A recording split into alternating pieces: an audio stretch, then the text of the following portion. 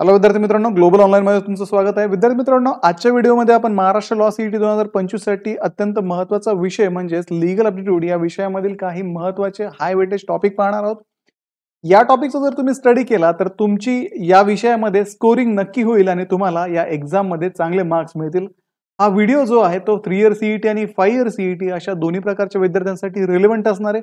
आणि माझी खात्री आहे जर तुम्ही हे टॉपिक जर व्यवस्थित केले तर तुमचं स्कोरिंग या सब्जेक्टमध्ये नक्कीच होईल.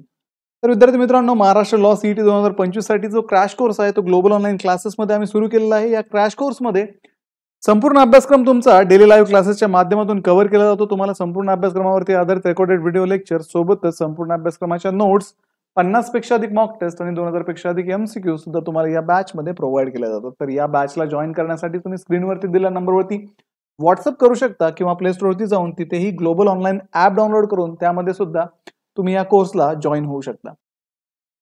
तर विद्यार्थी मित्रांनो, जसं की आपल्याला माहिती आहे, लीगल ॲप्टिट्यूड आणि लीगल रिझनिंग हा 3 इयर सीईटी मध्ये 24 मार्कचा सब्जेक्ट आहे. तोच 5 इयर सीईटी मध्ये हा 32 मार्कचा सब्जेक्ट आहे. General knowledge 32 mark, 24 mark, logical analytical reasoning 24 mark 3 year CET, 32 mark 5 year CET, English language 40 mark 3 year CET, 24 mark 5 year law CET, basic mathematics 5 year law CET मध्ये येते 8 मार्कला विचारलं जातं. अशा पद्धतीने 120 मार्काचा तुमचा पेपर असतो. एक्झाम जी आहे ती ऑनलाईन पद्धतीची आहे. 120 मार्क तुम्हाला टोटल या परीक्षेमध्ये असतात.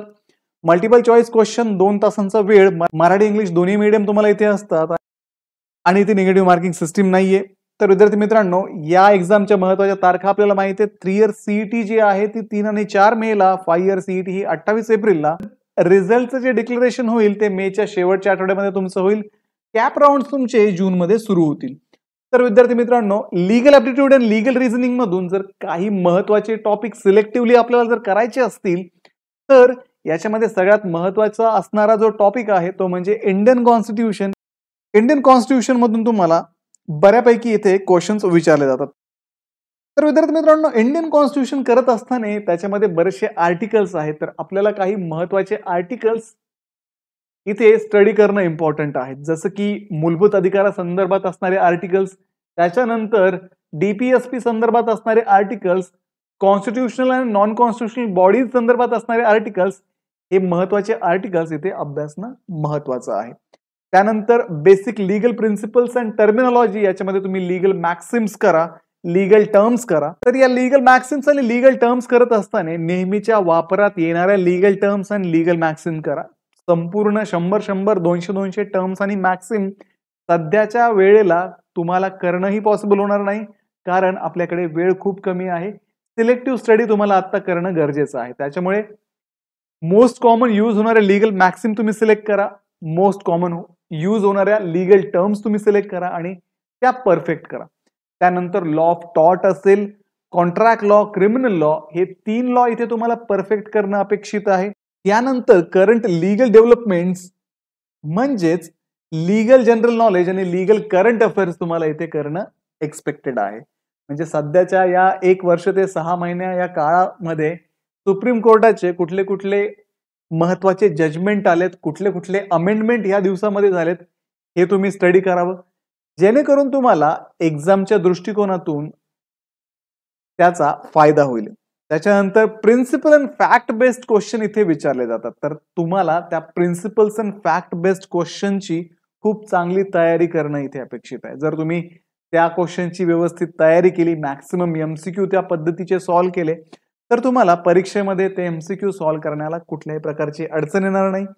त्यानंतर असर्शन अँड रिझन त्या टाईपचे एमसीक्यू सुद्धा तुम्हाला लीगल ॲप्टिट्यूड मध्ये विचारले जातात. तर मित्रांनो, या काही टॉपिकचा तुम्हाला डीप स्टडी करावा लागणार आहे.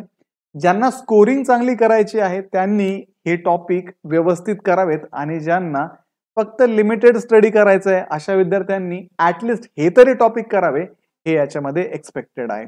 तर विद्यार्थी मित्रांनो, एवढा सगळा जर तुम्ही स्टडी व्यवस्थित लीगल ॲप्टिट्यूडचा केला तर तुमची नक्कीच चांगली स्कोरिंग या एक्झाम मध्ये होऊ शकेल आणि तुम्हाला चांगले मार्क या सेक्शन मध्ये नक्कीच मिळतील. ठीक आहे मित्रांनो, तर व्हिडिओला लाईक करा, तुमच्या मित्रांना हा व्हिडिओ शेअर करा, ग्लोबल ऑनलाईनला सबस्क्राईब करा आणि आमची जी बॅच 31 मार्च पासून सुरू झाली आहे या बॅचला जॉईन करण्यासाठी तुम्ही स्क्रीनवरती दिलेल्या नंबरवरती व्हॉट्सअप करा किंवा प्ले स्टोअरवरती जाऊन तिथेही तुम्ही हा कोर्स परचेज करू शकता. तर या कोर्समध्ये तुमचा संपूर्ण अभ्यासक्रम डेली लाईव्ह क्लासेसच्या माध्यमातून कव्हर केला जातो. व्हिडिओ लेक्चर्स तुम्हाला प्रोव्हाइड केले जातात. संपूर्ण अभ्यासक्रमाच्या नोट्स, 50 पेक्षा अधिक मॉक टेस्ट आणि एक्झामच्या दृष्टिकोनातून तुमची तयारी चांगली होण्यासाठी 2000 पेक्षा अधिक MCQ सुद्धा तुम्हाला इथे प्रोव्हाइड केले जातात. बॅचला जॉईन करा आणि आपलं चांगल्या कॉलेजला ऍडमिशन घेण्याचे जे स्वप्न आहे ते पूर्ण करण्याच्या तयारीला लागा. तर भेटूया पुढच्या व्हिडिओमध्ये. तोपर्यंत एक्झामचं प्रिपरेशन करत राहा. थँक्यू.